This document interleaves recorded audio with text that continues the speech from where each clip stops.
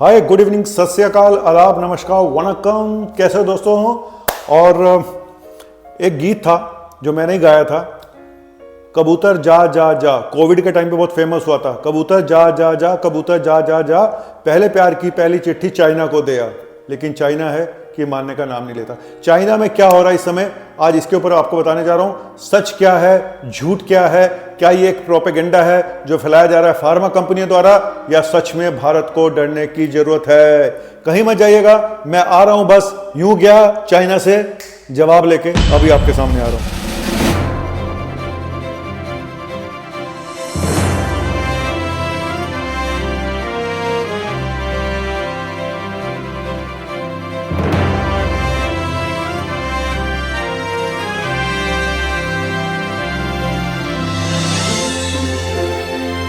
हाय दोस्तों, कैसे आप लोग? और हर रोज़ ये डिमांड आ रही थी कि सर कुछ बताइए ना सर, ये चाइना में क्या हो रहा है, चाइना में क्या हो रहा है, चाइना में क्या हो रहा है।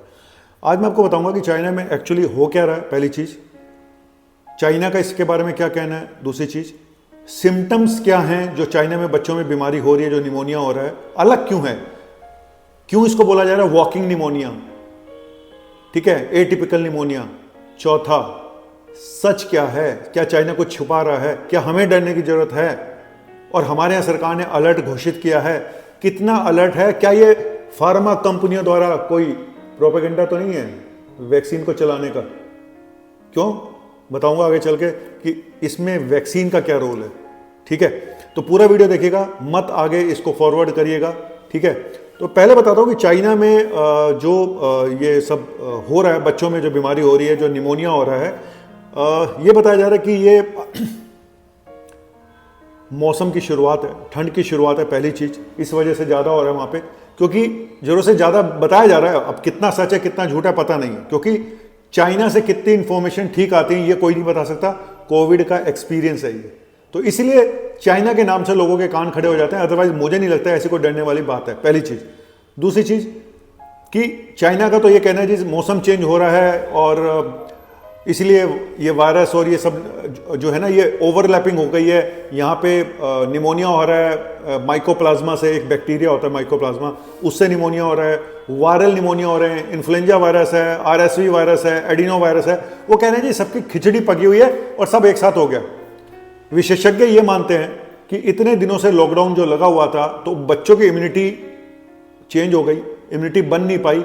एकदम से जैसे ही ये ठंड आई है, ये पहली ठंड है लॉकडाउन के बाद, तो पहली ठंड ने ही अपना रंग दिखा दिया और उस चक्कर में लिपट गए। एक तो ये हो गया। WHO को कहना है जी हम नज़र बनाए हुए हैं, नज़र बना के रखे हुए हैं, देख रहे हैं। पब्लिक का ये कहना है, लोगों का ये कहना है, ना तो WHO कुछ बता रहा है ना चाइना कुछ बता रहा है। लेकिन आज मैं पहले बताऊंगा कि आखिर ये जो निमोनिया है, ये एटिपिकल निमोनिया इसको बताया जा रहा है। एटिपिकल मतलब जो नॉर्मल निमोनिया होते हैं उसके सिम्टम नहीं है, ये कुछ अलग क्या है, और इसके अलग सिम्टम्स क्यों हैं और क्या हैं। इसको वॉकिंग निमोनिया भी कहते हैं।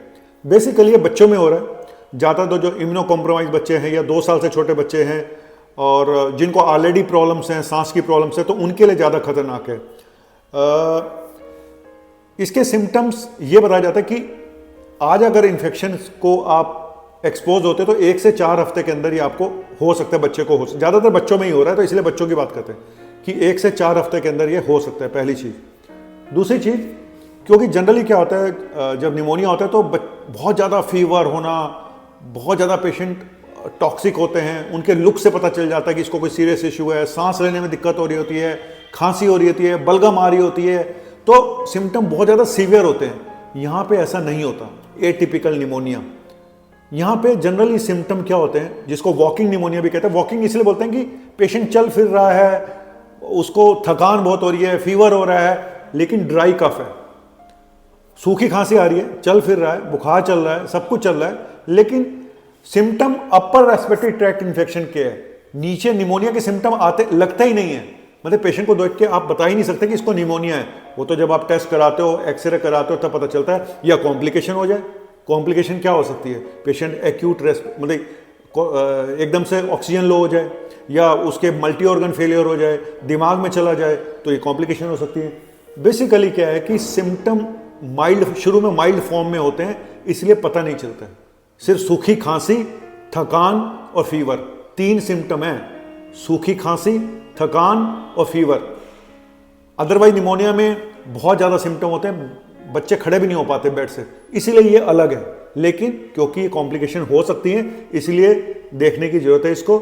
हमारे यहाँ पे अब चाइना इसको डिनाई कर रहा है जी, ये कोई बीमारी नहीं है, कोई पेंडेमिक नहीं है, फलाना है ढिमका है, ये तो सिंपल सा एक वो है जो हर साल होता है, वैसा है। हम क्या करें? क्या हमें डरने की जरूरत है? क्या भारत वालों को डरने की जरूरत है? देखो, अगर चाइना की बात पे विश्वास करें, अगर हम ये माने कि ये माइकोप्लाज्मा निमोनिया है, माइकोप्लाज्मा बैक्टीरिया है, या इन्फ्लुएंजा है ना, या दूसरे वायरल निमोनिया है, तो हमें डरने की जरूरत नहीं है, क्योंकि तो हर साल ही होते हैं, कोई नई बात नहीं है, इसमें डरने की क्या बात है। लेकिन अगर ये कोई अलग निमोनिया है, अगर वायरल कोई नया है, जैसे कि कोविड के टाइम पे हम सब इसलिए डरे हुए हैं कि चाइना है, चाइना छुपाता है, बातों को छुपाता है, इसलिए डर लग रहा है कि क्या फिर कोई नया कोविड जैसा इंफेक्शन तो नहीं फैलने जा रहा है, ये डर है। तो भारत सरकार ने अलर्ट तो घोषित कर दिया है जी, आप चौकन्ने रहो, देखते रहो, ऑक्सीजन होती चाहिए, सब ये खाना पूर्ति होती है जो सब करते रहते हैं, है ना, हमने भी कर दिया, है ना। लेकिन एक चीज़ और होती है, अब इसको टेस्ट क्या है? इसके लिए टेस्ट है जी, आप ब्लड कल्चर कराओ, आप स्पुटम टेस्ट कराओ, आप एक्सरे कराओ, आप PCR कराओ माइकोप्लाज्मा के लिए या दूसरे वायरस के लिए, और इसमें H3N2 नाम का एक वायरस, इन्फ्लुएंजा वायरस, उसका भी नाम लिया जा रहा है कि वो भी काफ़ी है इसमें। तो कुल मिला के एक कॉकटेल बताई जा रही है जिसमें वायरल है, इन्फ्लुएंजा वायरस है, जिसमें माइकोप्लाज्मा बैक्टीरिया है। अगर बैक्टीरियल निमोनिया होता है तो एंटीबायोटिक देनी पड़ती है, जिसमें कि सबसे ऊपर है एजिथ्रोमाइसिन, क्लेथ्रोमाइसिन और दूसरी डॉक्सीसाइक्लिन, और भी एंटीबायोटिक हैं। वहाँ पे ये बताया जा रहा है कि वहाँ एंटीबायोटिक का रिस्पॉन्स नहीं आ रहा है बहुत, क्योंकि लोगों की इम्यूनिटी काम नहीं कर रही, बच्चों की इम्यूनिटी काम नहीं कर रही, क्योंकि वो इतने दिनों से लॉकडाउन में उनकी इम्यूनिटी अलग हो गई, इम्यूनिटी डेवलप ही नहीं हो पाई है। हमारे यहाँ पे तो वैसे ही चलता रहता है पूरे साल, तो हमारे यहाँ क्या होना है? कुछ नहीं होना, है ना। तो कुल मिला के मुझे नहीं लगता ऐसा कोई डरने की बात है। और रही बात, तो लोग कहते हैं जी इसका बचाव क्या है, वो कहते हैं जी वैक्सीन लगवा लो, इन्फ्लुएंजा की वैक्सीन लगवा लो, है ना। तो क्या ये वैक्सीन के चक्कर में हो रहा है क्या सब? ये अचानक खबरें आती हैं, थोड़े टाइम के लिए आती हैं और फिर गायब हो जाती हैं। क्या ये वैक्सीन के चक्कर में हो रहा है क्या कि इन्फ्लुएंजा की वैक्सीन बिक जाए, हर बच्चों को ठुकाओ इन्फ्लुएंजा की वैक्सीन? कहते तो हैं कि बच्चों और बूढ़ों को जरूर लगवानी चाहिए, 65 साल से ऊपर वालों को, या कोमॉर्बिड जिनको बीमारियां उनको इन्फ्लुएंजा की वैक्सीन जरूर लगवानी चाहिए, और हम भी लगाते हैं, ऐसा नहीं है, मौसम हर साल लगवानी पड़ती है वो।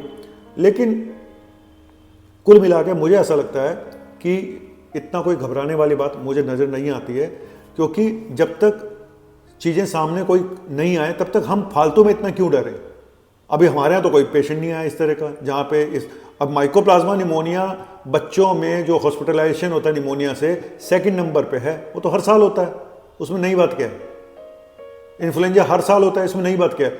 नई बात तब होगी जब कोई नया वायरस होगा, और ये नया वायरस है या नहीं है ये टाइम बताएगा। पर मुझे ऐसा लगता है कि शायद मेरा मन नहीं मानता कि कोई नया पेंडेमिक आने वाला है या पेंडेमिक शुरू हो चुका है और हम घबरा के घरों में बैठ जाएं, बच्चों को स्कूल जाने से रोक दें, मुझे ऐसा नहीं लगता। ठीक है, हाँ, बच्चों पे नज़र रखो, अगर कोई बीमार है, बुखार है, किसी को खांसी आ रही है, तो उसको दूर करो बच्चों को अपने उससे, और अपने बच्चे को अगर बुखार है या खांसी आ रही है तो उसको भी छुट्टी कराओ बच्चों को स्कूल की। तो कुल मिला के आपको अपने बच्चे को भी देखना पड़ेगा, अगर बीमार है तो उसको घर में रखो, और दूसरा बच्चा अगर बीमार नजर आता है तो उससे दूर रखो। और है वही जैसे कोविड में था, डिस्टेंस मेंटेन करो, मास्क पहनो, है ना, हाथों को धो, सब कुछ वैसा ही है। कुल मिला के मुझे कुछ ज़्यादा लगता नहीं है, तूफान ज़्यादा मचा हुआ है, शोर ज़्यादा है, क्योंकि चाइना का नाम है। फिर बोलूँगा क्या,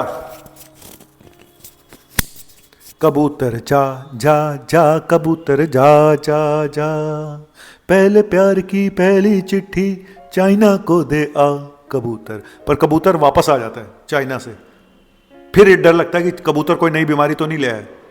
अब देखते हैं कि बीमारी है या खाली एक, मुझे सच बताऊं तो मुझे कोई बहुत ज़्यादा सीरियस इशू लग नहीं रहा। और एक चीज़ और बताओ, भारत में डेंगू से हजारों लोग मरे हैं इस साल, लेकिन कोई खबर आपने सुनी मीडिया में? सिर्फ प्रिंट मीडिया में, वो भी हिंदी के अखबारों में कहीं कहीं आता था, कहीं कुछ सुना आपने? मुझे पता है कितने लोग मारे गए डेंगू से। उत्तर भारत में, मध्य भारत में, कई प्रदेशों में हजारों लोग मारे गए हैं। मतलब कोविड की डेल्टा में जो मारे गए होंगे उसके बराबर ही मारे गए होंगे। गांव में जाके देखो हालात क्या हैं, लेकिन कोई खबर नहीं आती। तब तो कोई नहीं चिल्लाता, अब ये चाइना में एक आ गया और शोर मचा दिया आप सब ने मिलके, ये हो गया वो हो गया फलाना हो गया ढिमका हो गया। कुछ नहीं है यार, मस्त रहो, नज़र बनाए रखो, है ना, ज़्यादा शोर मत बताओ। ज़्यादा बोलते ना शेर आ गया शेर आ गया, फिर सच में एक दिन आ ही जाता है। इसलिए कुछ नहीं करना है, बस जैसे भारत देश है यार, यहाँ तो बीमारियाँ वैसे भी चलती रहती हैं। हाँ, बड़े लोग हैं, बड्डी गल्ला बड्डे क्या कहते हैं बड़े बड़े शहरों में छोटी छोटी बातें होती रहती हैं, ज़्यादा घबराने की बात है नहीं। चलो ओके बाय।